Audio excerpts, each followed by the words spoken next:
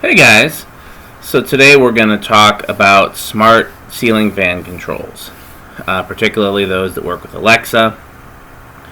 There aren't very many on the market, at least that are aftermarket and can be bought and used with existing fans. I think, oh, she just heard me say her name. I think I've tried all the ones currently on the market, but perhaps not. And if there's any you want to recommend to me, post them in the comments or email me. Any manufacturers want to send anything to me for evaluation, email me. My email address is in the description. So just want to start off the video, and there have been some comments complaining on some of my videos that they're just me talking. And that's what you're going to get. I don't have one of those high-tech channels that knows how to edit in footage of this and pictures of that, and then words go across the screen.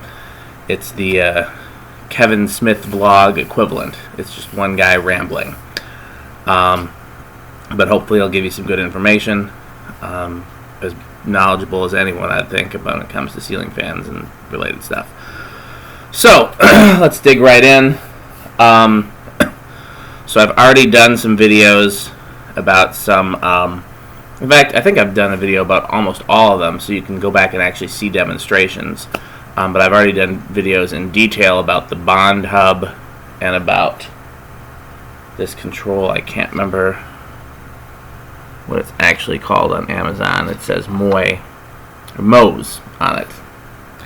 Let's talk about the bond hub first. The bond hub is the only device that I'm aware of that lets you use your existing remote fans with Alexa or whatever smart device you want to use, your phone, I assume Google Hub and all that. You program your existing fan remote to communicate to Bond. Bond communicates to Alexa, so on and so forth. I bought one the second I heard about it. I was like, oh my god, gotta get one of those, and I did. And I mean, it does everything that they say it will do.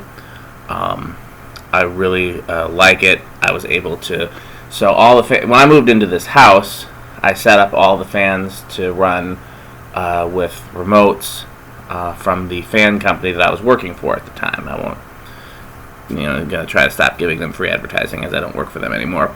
But I had everything, lights and fans in my house, operating on remotes from that fan company. And so it would have been very difficult and very expensive to go and unwire everything and use all new controls.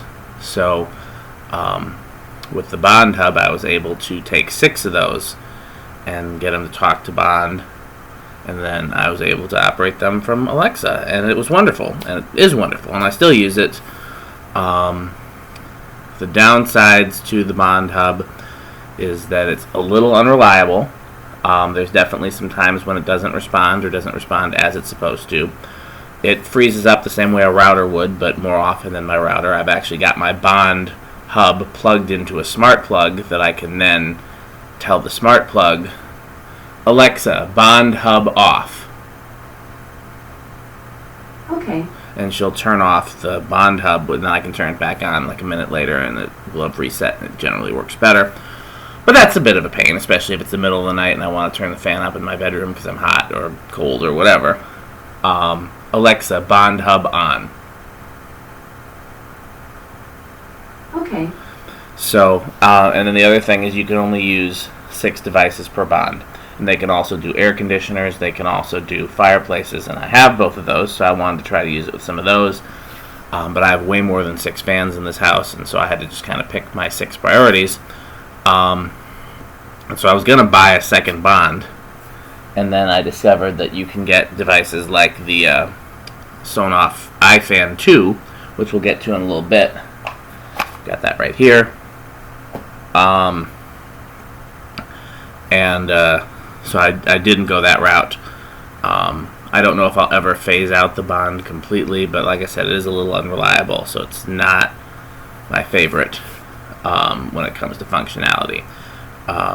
When it comes to just using it, I guess I should say, because when it comes to functionality, it's pretty incredible. I can use all my existing fan controls. I would love to try it with like a vintage remote fan, like a Casablanca Comfort Touch or something else from the 80s.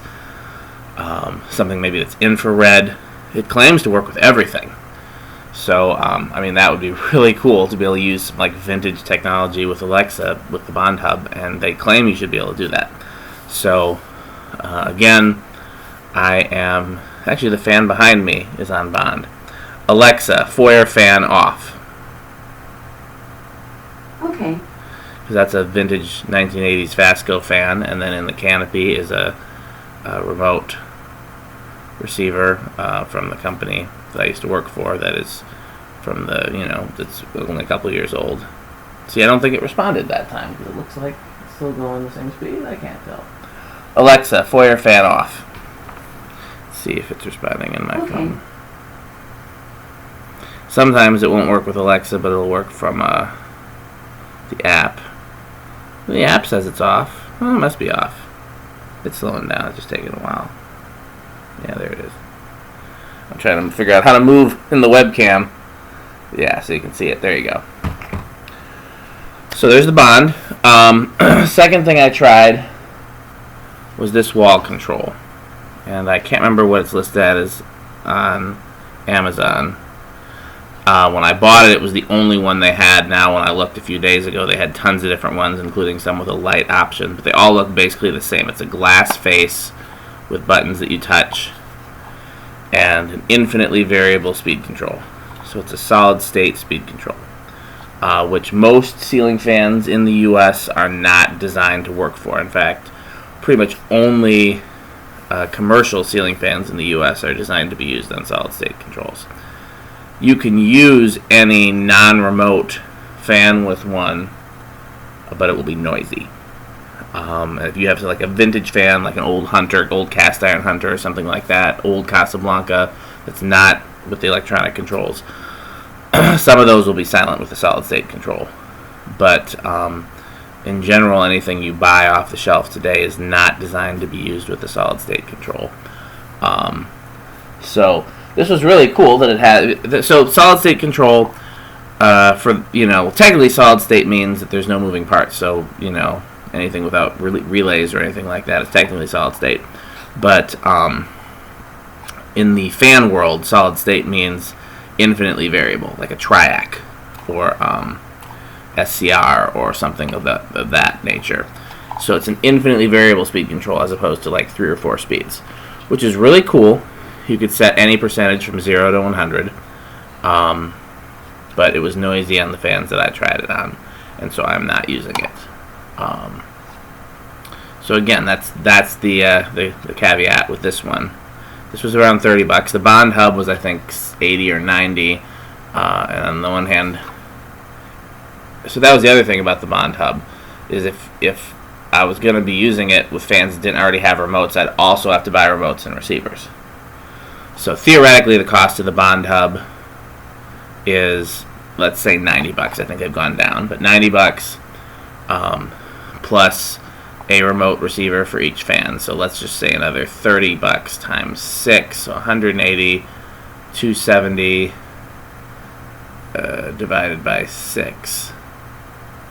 I'm too tired to math that. So $45 a fan. So it's not the cheapest option if you don't already have remote fans. If you already have remote fans, it might be the easiest and most economical. This was $30 again, and I think they're all still around that same price. Where's the camera? I'm trying to show you. But again, this is infinitely variable, which the pro of that is you can select any speed you want, and the con of that is that it will usually be noisy on most fans. Okay, then the next thing I tried was the Sonoff. Here is the receiver. Here's the remote. So this is a remote and receiver kit. Oh, the other thing about the Bond Hub that is true of any of these that I've found so far, you do not have light dimming capabilities. Anyone that comes out with a Alexa compatible smart fan control that also has light dimming capabilities will get all of my money. because I need to be able to dim the lights as well. So right now, any fan that has a light, I have the light on a separate dimmer, separate smart dimmer, and they sell tons of them. Different ones. Oh, other thing about this. Sorry for jumping around so much. I believe this worked with the Smart Life app. I could be wrong. It's been a while since I've tried this. Actually, let me look at my phone and see. But I like Smart Life because the majority of these devices are compatible with it. And I don't want to have a bunch of different apps on my phone. I want to be able to stick to, let's see, that was called, the last time I used that was on my window fan. Do I have a device called window fan here? Yeah, so it worked in the Smart Life app. So when I am buying smart switches, that's one of the criteria for me. Does it operate on the Smart Life app? Because I don't want a million apps. I already have Leviton because that was this first smart device that I bought before I knew anything about smart devices. So I've got Leviton, I've got Smart Life, and I've got like a handful of others, Bond. So this does work on the Smart Life app. Okay, Sonoff IFAN does not. So this is a remote and receiver kit, just like I was using, from the company I used to work for, just like you can get at any home center where you wire this into your fan and you control it with the remote, except that this also talks to your phone, talks to Alexa, talks to, whatever. It's got Wi-Fi, it's got the smart stuff. And it does not use the Smart Life app. They have their own app called WeLink, I think it was called. So, we'll get to that in a second. So, first thing out of the box, it's kind of a bulky receiver. The wiring is not the American color codes. If you can follow the instructions, you'll be fine, but you still have to, notice. White, in this case, is hot. Blue is common, which is, white is normally neutral in the U.S. Blue is normally the hot for the light. Red is the hot for the light. It's nothing like what we're used to here. So you got to really follow instructions. The remote is small, but fairly solid. So I tried this on my living room fan, which you can't see. Well, let me see if I can get you to see it. It's a very early Casablanca fan from the 70s, and I used it, been using it with modern controls. Alexa, foyer fan 10%. Let's get that one back on. It's bothering me that it's off. Okay. So I tried that on this first. And if you know anything about how modern ceiling fans work, unless they're DC fans, which I don't have any DC fans, so we're not, that's not a factor for any of my videos. I've done some tests of a few in previous videos, but I haven't done anything smart with them. And a lot of them come with their own smart controls. So, unless we're talking DC fans, and we're not, pretty much all ceiling fans made since the, let's say, mid-1980s use permanent split capacitor motors.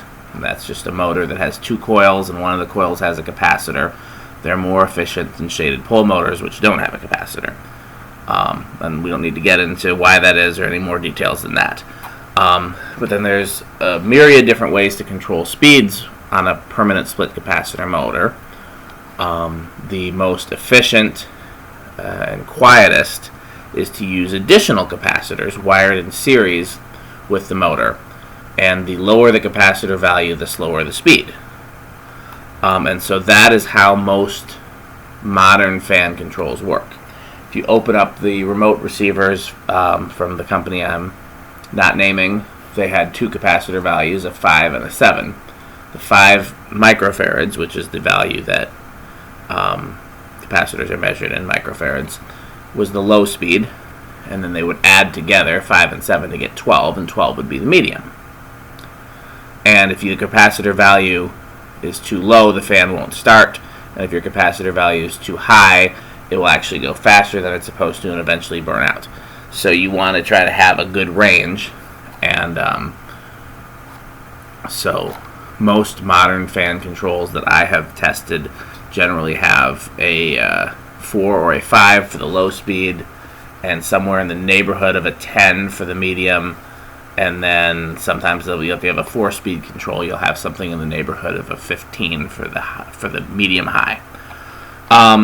So again, most of the remote receivers that I've tested have had 5 and 6, 5 and 7, 5 and 5 have all been common. So you get 5 and 10 for medium, 5 for low, 10 for medium, 5, 11, 5, 12 in that general range. The Sonoff IFAN has 2 3 microfarad capacitors, which is very low.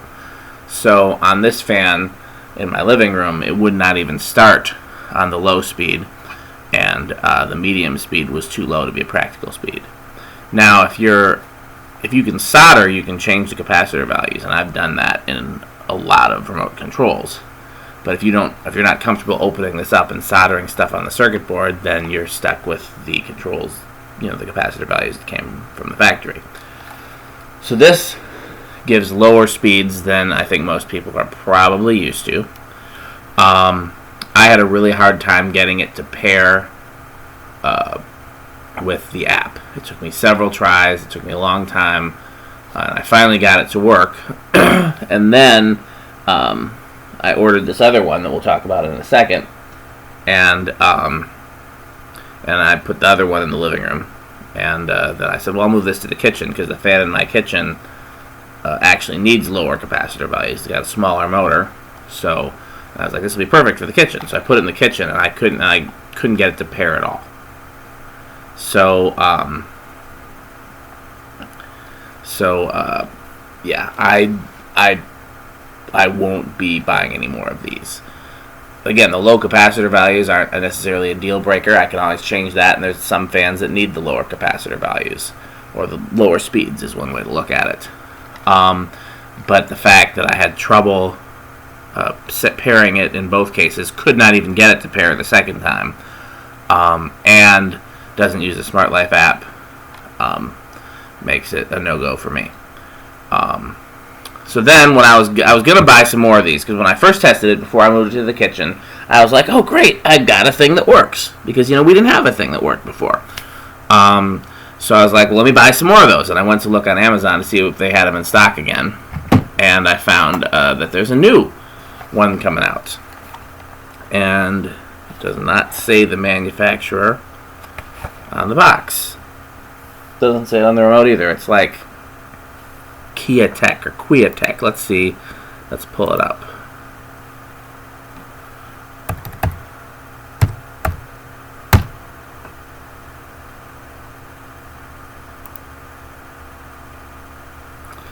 QIACHIP. QIACHIP. And I'll post the links to all of these in the description, so you don't have to try to remember what I'm saying. So the Sonoffs are generally around $30. I've found them for as low as $17 on eBay. These were 2 for $43, I think, so around $22 a piece. And they do work with Smart Life, so I was all in their Amazon Prime. It took me forever to get this. It took a while. I had to ship it from overseas. These other ones, they already have some stock in the U.S. So the receivers of the other ones are installed right now, so I can't show you the receiver. I showed you the box, and I can show you the remote. First thing I noticed when I got out of the box is that the remote is very flimsy and cheap quality. Even though this is smaller, this is a much more solid feeling remote. So that's one point for the Sonoff, is the remote is better quality. And this is a very flimsy remote. Did not come with batteries. Sonoff came with like a button battery. This requires 2 AAAs and did not come with them. And yeah, it doesn't just feel flimsy, it is pretty flimsy. So I got the 2-pack, and I was going to put one in the kitchen and one in the living room. And in the second one that I got, the remote, the little thing that holds the batteries in place, won't even hold them enough, so the batteries won't connect. So, and when I finally did manage to hold it in place, something else was loose. Just long story short, that one was defective. The remote was cheap, so I'm going to send it back and get a replacement. So, yes, downside to these is that the quality is not as good. The upside, though, is if you get one that's working, I like it a lot better. So the capacitor values in that one are 5 and 4. So the medium is still lower than I'm used to, but at least it's usable. And I'm probably going to change it in mine. I'm probably going to make it 5 and 7, or 5 and even maybe 10, because this is a pretty beefy fan. So we can demonstrate it. It's on medium right now, which is, again, I would like a faster medium than this. So Alexa, living room fan 10%. Okay. Now, one thing I like about both the Sonoff and this one, the QIACHIP, that not all remotes do, is that when you change it to a speed that's not high, it will turn it to high briefly and then to either medium or low, which is good because some fans struggle to start on lower speeds. Alexa, living room fan 100%. Okay. I like that about it. So I'm using percentages because that's what generally worked best with the Bond. But with the Sonoff, I had to explicitly say the speed. It didn't like the percentages. I had to say it a very specific way for it to react. With this one, I believe I can do it different ways. I can say, Alexa, living room fan low. Okay. That worked. Alexa, living room fan speed 2. I don't know how to set living room fan to that setting. Let's try it one more time because that worked before. Alexa, living room fan speed 2. I don't know how to Okay, set well, living room fan to that setting. That worked at least once. Alexa, living room fan medium. I don't know how to set living room fan to that setting. That worked before. Alexa, living room fan medium. I don't know how to Okay. set living room fan What do you to want me that to say? setting. Alexa, living room fan speed 2. Let's try that. I don't know how to set living room fan to that setting. Alexa, living room fan 50%. Okay. Well, in any case, the percentages is what worked on Bond. So I'm glad they work on this because then there's consistency. So if only one thing works, I'd be happy for it to be that. But I got those other ones to work before, and now it's not for some reason. So I guess it's showing out for the camera. So I've covered all the controls. But did I not cover anything about this? Yeah, remote's flimsy.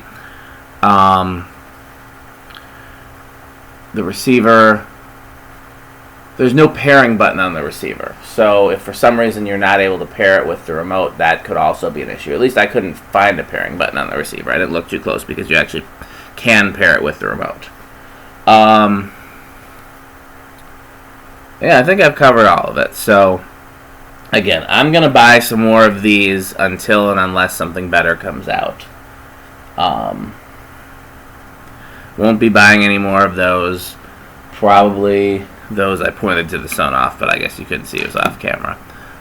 Probably won't buy another Bond hub. I'm going to try to just have one, and I'll probably keep using the one. So those are the options that I'm aware of, at least. And again, I mean, I'm still at that stage of just kind of being amazed by smart technology. Like, oh my God, I can do this. I can control a fan with my phone. So even the least reliable or the least effective, even though the Sonoff gave me problems, I was still like, this is great. So, none of them are terrible. But depending on what you're looking for, again, the most reliable, honestly, is this thing. But it's noisy. Gives you the accurate range of speeds. You know it'll work with the speed values because they're 0 to 100. But again, it's noisy. You have to wire it to the wall. There's no light control. Doesn't fit in like a dual gang box. So that one's got its issues. The advantage of the Sonoff is that this is a decent remote, and the other one is not. But again, that's if you can't get it to pair, then what does that even matter? And like I said, the Bond is really great if you have existing remote fans and don't want to change the receivers, or can't change the receivers because they're built into the fan, you don't have to worry about things like capacitor values because you're using whatever is best for the fan. So it definitely has its advantages, but again, mine, I've found it to be a little buggy and unreliable. And it could be because I've got 3 stories here with fans. I'm controlling all 3 stories with one bond. But that hasn't seemed to have been an issue. I put it in the bottom floor, and it does all 3 floors very well. So, again, one of these, I got the 2-pack, and one of them was defective. So I've actually got 4 more on order, because I'm sending this one back, and they're going to give me a replacement. And then I also ordered another pack because I'm going to start using them around the house. Let's see if any more of them show up defective. I'm willing to. 1 out of 2 might be a bad ratio, but I've also only had 1 defective one. So if I buy 10 and 5 of them are bad, then I might have to be like, never mind, we'll wait for something different. Versus if I buy 10 and it's still only that one that's defective, then that's still a pretty good deal. I'm just trying to think if there's anything I didn't cover. I don't think so. I think we've got it pretty much covered. So post your questions in the comments. Email me with any suggestions, or if you have any products you want me to test. I will do an updated video if I buy and try anything else. And I'm going to search Amazon again after I post this video and just see if anything else has come up for smart fan control. Because, new stuff's coming out there every day. And for a while, you could only get it if you bought a fan from a manufacturer that had that feature. Hunter had Hunter had theirs. I can't remember what it was called. Fanimation, I think it was FanSync. Maybe Hunter's was FanSync. But yeah, I know Hunter and Fanimation did it, and one of them was called FanSync, and I'm sure other brands have as well. Okay. That's been my 30-minute rambling video about smart fan controls. I hope it helped somebody. Again, I'll keep you posted with new advancements. Thanks for watching.